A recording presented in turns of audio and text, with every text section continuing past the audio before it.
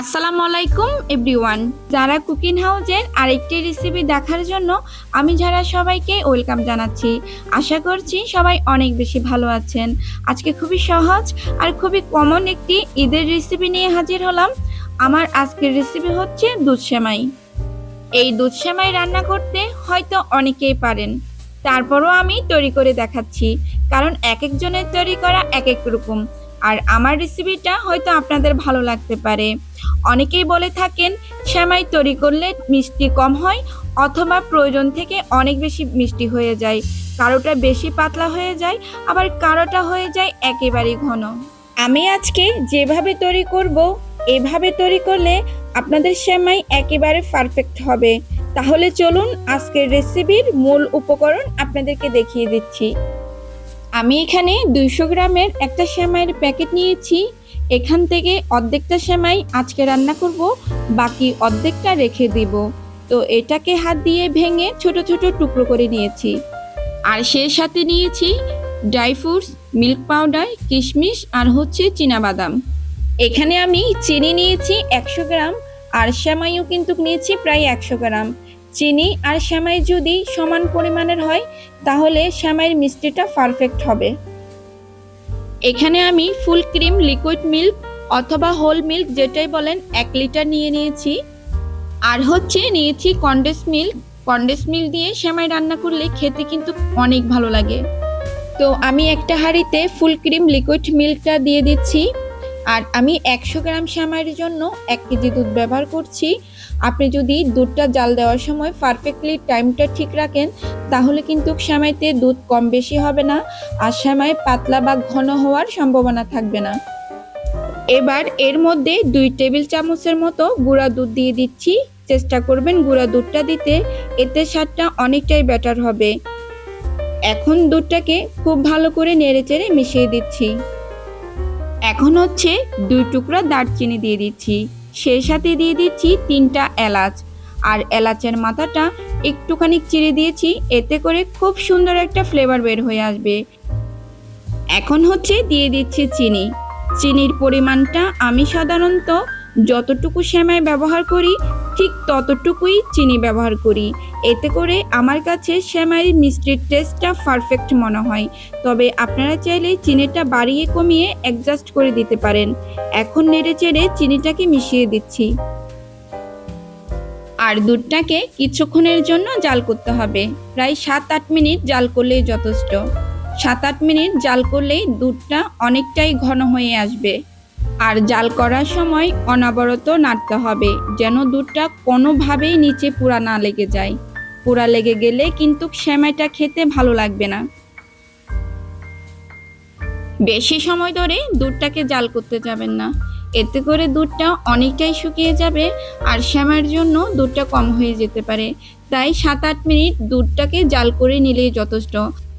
তাছাড়া দুধটাকে ঘন করার জন্য আমরা এখানে গুঁড়া দুধ ব্যবহার করেছি। আপনার কাছে যদি মনে হয় দুধটা পাতলা টাইপের হয়েছে তাহলে এর মধ্যে আরও 1 টেবিল চামচ গুঁড়া দুধ ব্যবহার করতে পারেন। এদিক দিয়ে আমাদের দুধটা তৈরি করা হয়ে গেছে, চলুন এখন সেমাইটা তৈরি করে নিই। এর জন্য একটা কড়াইতে দিয়ে দিচ্ছি 2 চা চামচ ঘি। আর ঘির পরিবর্তে বাটার ব্যবহার করা যাবে, তবে ঘি দিয়ে বানানোর চেষ্টা করবেন, এতে করে খুব ভালো একটা টেস্ট পাওয়া যাবে। ঘিটা যখন একটু গরম হয়ে আসবে 2 টেবিল চামচ বাদাম দিয়ে দিচ্ছি। আমি এক ধরনের বাদাম দিয়েছি, আপনারা চাইলে 2-3 রকম বাদাম ব্যবহার করতে পারেন। তারপর 2 টেবিল চামচ দিয়ে দিচ্ছি কিশমিশ। এবার এগুলোকে একটু সময় ভেজে নেব, জাস্ট একটু ব্রাউনিশ কালার করে ভেজে নিব। 2-1 মিনিটের মতো ভেজে নিলেই চলবে। চাইলে আপনারা না ভেজেও কিন্তু এটা ব্যবহার করা যাবে, তবে ভেজে দিলে খেতে যেমন ভালো লাগে আর বাদামে কিন্তু খুব সুন্দর একটা ফ্লেভার পাওয়া যায়। তো এগুলো ভাজা হয়ে গিয়েছে, এখন আমি তুলে রাখছি। আর এই কড়াইতে অবশিষ্ট যে ঘি আছে এর মধ্যে দিয়ে দিচ্ছি সেমাই, আর সেমাইটাকেও কিছুক্ষণের জন্য ঘির সঙ্গে ভেজে নিব। আর আমি এই পর্যায়ে চুলার আঁচটা একদম কমিয়ে রেখেছি। চুলার আঁচটা খুব বেশি বাড়িয়ে ভাজতে যাবেন না, কারণ সেমাই কিন্তু খুব তাড়াতাড়ি পুড়ে যায়। তাই একটু অল্প আছে আর আস্তে ধীরে ভেজে নেবেন। আর যখন সেমাইটা একটুখানি ভাজা হয়ে যাবে, রংটা হালকা চেঞ্জ হয়ে আসবে ঠিক তখনই চুলা থেকে নামিয়ে নিতে হবে। চাইলে এটাকে সরাসরি দুধের মধ্যে দিয়ে দেওয়া যায়, তবে কিছু সময় যদি ঘির মধ্যে ভেজে নেওয়া যায় তাহলে এটা গলে যাবে না, অনেকটাই কিন্তু ঝরঝরে থাকবে। কারণ অনেক সময় দুধ দিয়ে সেমাই রান্না করলে কিন্তু সেমাই গলে একেবারে নরম হয়ে যায়। এভাবে একটু ভেজে নেওয়ার চেষ্টা করবেন, তাহলে কিন্তু আপনাদের সেমাইটা অনেকটাই ঝরঝরে থাকবে। তো এখানে আমাদের সেমাইটা ভাজা শেষ, এখন এটাকে দুধের সঙ্গে অ্যাড করে দিব। আগে থেকে আমরা যে দুধটা রেডি করে রেখেছিলাম এর মধ্যে ভাজা সেমাই পুরাটাই দিয়ে দিচ্ছি। তারপর আগে থেকে যে বাদাম আর কিশমিশ ভেজে রেখেছিলাম সেগুলো দিয়ে দিচ্ছি। এখানে প্রায় বাদাম আছে 1/3 কাপ, আর হচ্ছে 2 টেবিল চামচ আছে কিশমিশ।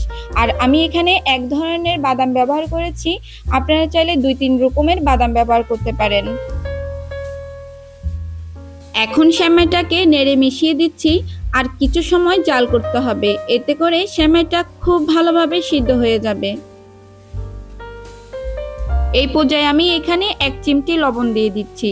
আমার কাছে সেমাইতে লবণ খেতে ভালো লাগে, তাই দিয়ে দিচ্ছি। আপনারা যদি খেতে পছন্দ না করেন সেক্ষেত্রে এটাকে স্কিপ করতে পারেন। আপনারা চাইলে এই পর্যায়ে চুলা থেকে নামিয়ে নিতে পারেন, তবে আমি এর টেস্টটা বাড়িয়ে দেওয়ার জন্য আরও একটা উপকরণ ব্যবহার করছি। এখন এর মধ্যে দিয়ে দিচ্ছি 2 টেবিল চামচের মতো কনডেন্স মিল্ক। এটা দিলে স্বাদটা অনেক বেশি টেস্টি হয়, আর যদি না দেন এতে কোনো সমস্যা নাই, এটা এমনিতেই খেতে অনেক বেশি ইয়াম্মি। তো আপনারা যদি আমার মতো কনডেন্স মিল্ক ব্যবহার করেন সেক্ষেত্রে 1 মিনিটের মতো জাল করে নামিয়ে নেবেন। এটা হয়ে গেছে, এর থেকে বেশি জাল করা যাবে না। এটা পাতলা থাকা অবস্থায় চুলা থেকে নামাতে হবে, কারণ সেমাইটা যখন ঠান্ডা হবে তখন প্রায় 2 গুণের মতো ঘন হয়ে যাবে। এখন আমি চুলাটা অফ করে দিয়েছি আর সেমাই খুব ভালোভাবে ঠান্ডা করে নেব। এখন আমি চুলা থেকে নামিয়ে সেমাইটাকে ঠান্ডা করে নিয়েছি আর একটা সার্ভিং ডিশে তুলে নিচ্ছি। দেখে নিশ্চয়ই বুঝতে পেরেছেন সেমাইয়ের কনসিস্টেন্সিটা কতটা পারফেক্ট হয়েছে। এটা একেবারে ঘন হয়নি, আবার একেবারে পাতলা হয়নি। আপনি যদি দুধের পরিমাণ আর হচ্ছে সেমাইয়ের পরিমাণটা ঠিক রাখেন আর রান্না করার টাইমিংটা ঠিক রাখেন, তাহলে কিন্তু আপনার সেমাইটা ঘন বা পাতলা হওয়ার সম্ভাবনা থাকবে না। এখন আমি দেখার সৌন্দর্যের কারণে কিছুটা ড্রাই ফ্রুটস অ্যাড করে দিচ্ছি। আপনারা চাইলে এমনিতেই পরিবেশন করতে পারেন, কারণ আগে থেকেই বাদাম কিশমিশ এখানে দেওয়া হয়েছে। মাশাআল্লাহ, সেমাইটা দেখতে যতটা সুন্দর হয়েছে খেতেও কিন্তু ভীষণ মজার হয়েছিল। আশা করছি এবার ঈদে এই সেমাইটা ট্রাই করবেন, আর কেমন হয়েছিল আমাকে কমেন্টস করে জানাবেন। আই হোপ রেসিপিটি আপনারা খুব বেশি এনজয় করেছেন। যদি আমার রেসিপি আপনাদের ভালো লেগে থাকে তাহলে লাইক কমেন্ট করবেন, আর সেই সাথে আমার চ্যানেলটি সাবস্ক্রাইব করে রাখবেন নতুন নতুন রেসিপি দেখার জন্য। আর ফেসবুক পেজ থেকে দেখে থাকলে পেজটি ফলো করে রাখবেন।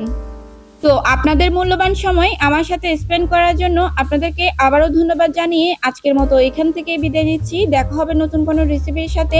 সে অবধি সবাই ভালো থাকবেন, সুস্থ থাকবেন। আল্লাহ হাফেজ।